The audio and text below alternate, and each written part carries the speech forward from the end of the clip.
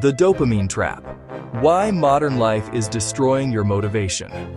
Your brain was not designed for this world.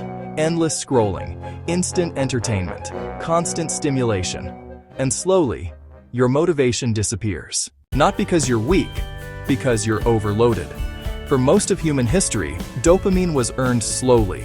Hunting, building, learning, creating. Today, it's instant. Your brain gets reward without effort.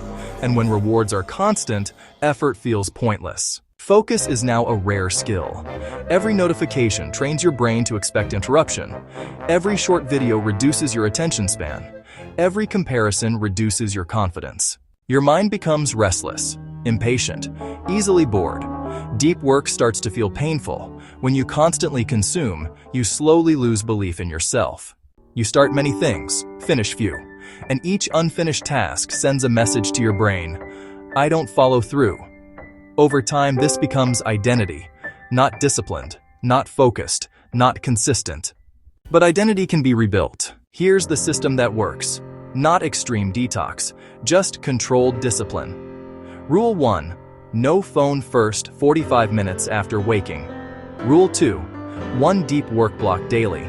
No distractions. Rule 3. Physical movement every day. Rule 4. Limit mindless content.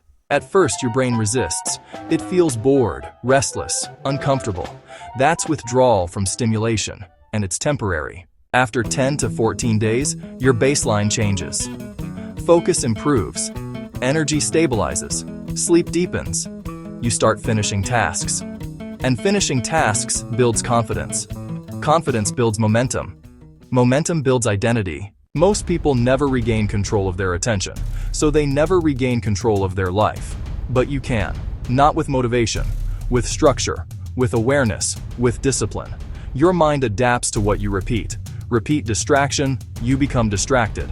Repeat focus, you become powerful.